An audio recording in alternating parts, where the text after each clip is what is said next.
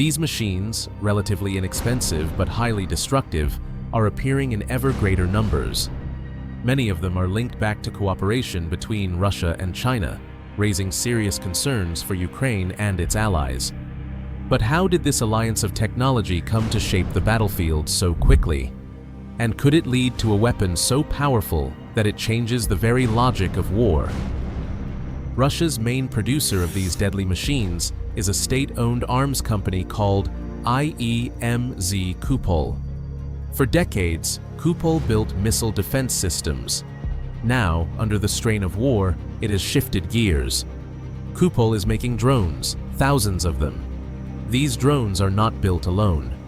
Documents and European security officials reveal that Chinese experts have flown to Russia many times since 2023 to help with tests, designs, and even training Russian staff. Kupol's Chinese connection. Kupol has been receiving shipments of Chinese attack drones through a sanctioned Russian company called TSK Vector. The supplier? A Chinese drone manufacturer named Sichuan AEE. Invoices and bank statements show one-way attack drones being shipped into Russia. These aren't toy quadcopters you'd see in a park. These are military strike platforms like the A-140 and A-900, designed to fly long distances and slam into targets like guided missiles. Even more shocking is that Kupol conducted test flights of new AEE drones at Chebarkul, a Russian military site. Chinese experts were there in person, assembling the drones, training Russians, and flying alongside them. The reports called them Russian employees, but security officials insist they were AEE staff. That means Chinese engineers were not just designing the weapons, they were on Russian soil, helping test them in live conditions. The Garpiya threat. So, what makes these drones so dangerous? The Garpiya drone, like Iran's Shahed, is a one-way drone. It doesn't return. Instead, it carries a warhead, flies hundreds of miles, then crashes into its target and explodes. Ukraine says Russia is now using about 500 of these Garpiyas every single month. Imagine that. 500 kamikaze planes falling from the sky in waves. Kupol has been building them in massive numbers, using Chinese parts like engines, flight computers, and navigation systems. But Russia is not stopping there. Kupol is already working with Chinese experts on a new drone called the GA-21. Impact of these drones. Now let's zoom out for a moment. Why are drones so important in this war? The answer is attrition.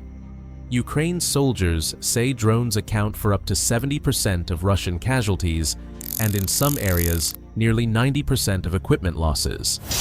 Let that sink in. 9 out of 10 destroyed Russian machines are falling to drones.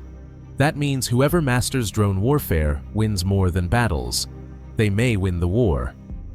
But there's a truth. Drones are vulnerable. In fact, Chinese researchers studying the war admit that about 90% of Russian drones were being shot down by Ukraine's advanced air defenses. That should be good news, right? Not quite. Because instead of giving up, China's engineers are coming back with new tricks. One new idea is called terminal evasion. Imagine a small drone flying straight at a target. At the last second, a missile locks on to destroy it. Suddenly, the drone fires tiny rocket boosters on its sides, yanking itself violently sideways at 16 times the force of gravity. The missile streaks past empty air and detonates uselessly. Digital tests show this method could help drones survive 87% of attacks. That's right, 87%. If a swarm of 100 drones comes at you, more than 80 could still hit their targets, even under heavy fire. But can such a system really work in the chaos of battle? That is the big question. Synchronizing the rocket bursts with split-second flight controls is a nightmare of engineering. Still, if it works, Russia could turn throwaway drones into almost unstoppable weapons. Here's where things get even more mind-bending. Ukraine's own intelligence service found that 60 to 65% of all components inside Russian drones come from China.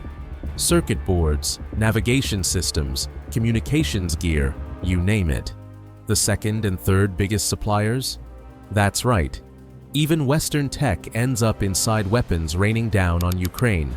One wild discovery showed upgraded Russian drones using 3G modems. These modems send location data directly to a Telegram bot, helping Russian forces map where Ukraine's air defenses are hiding. Imagine that, a cheap phone modem turning a suicide drone into a spy. And Russia isn't stopping at propeller drones. Intelligence reports show tests of a jet-powered strike drone and new humidity-resistant warheads, so the weapons can work even in bad weather. China's bigger game. But here's the million-dollar question. Is China only helping Russia? Or are they learning for themselves? Chinese engineers are watching this war closely. They see how drones are destroyed, how they slip through defenses, how they're used in swarms.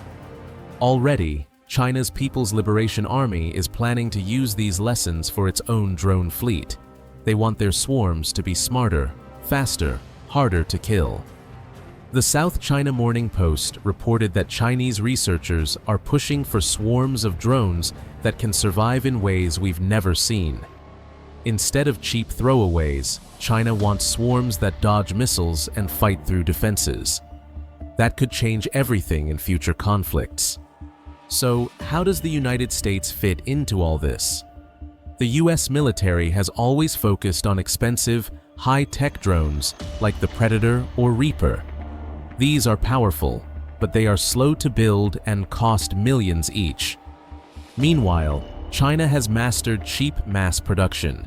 Civilian companies like DJI can make millions of drones a year.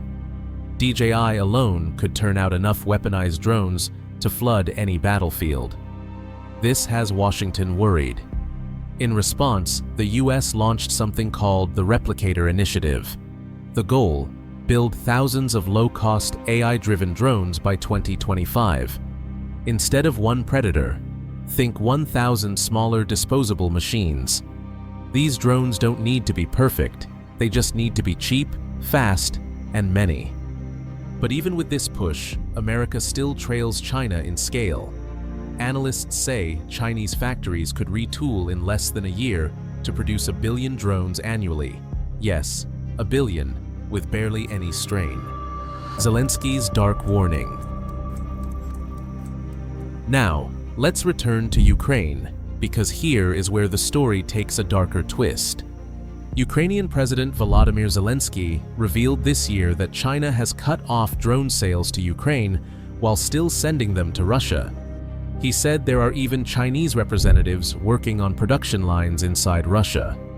That leaves Ukraine in a dangerous position, falling behind in a technological arms race. Drone expert Maria Berlinska warns that Russia, with help from China and Iran, may soon launch over 1,000 drones in a single day. That is more than double the largest attack so far. For a soldier on the ground, it would mean wave after wave of wines in the sky, with no rest between strikes. And here's a what the fact that should make you pause. The Ukraine-Russia war is more than 3 years old, and the conflict has reshaped the modern military in ways one couldn't have imagined, especially drones.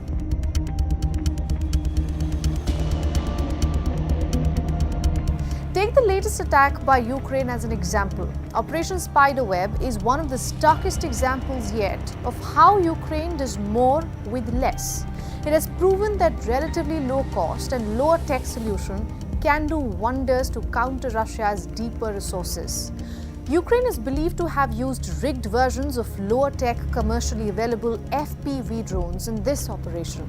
Reports suggest it cleverly used AI solutions to program the drones to hit the Russian planes in their weak spots ahead of time, using museum pieces of the old Russian planes as training data. Ukraine strikes back.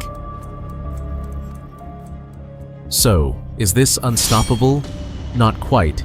Ukraine still fights back with electronic warfare, better air defenses, and even their own drones. But here's the irony. Most of Ukraine's drones also contain Chinese parts.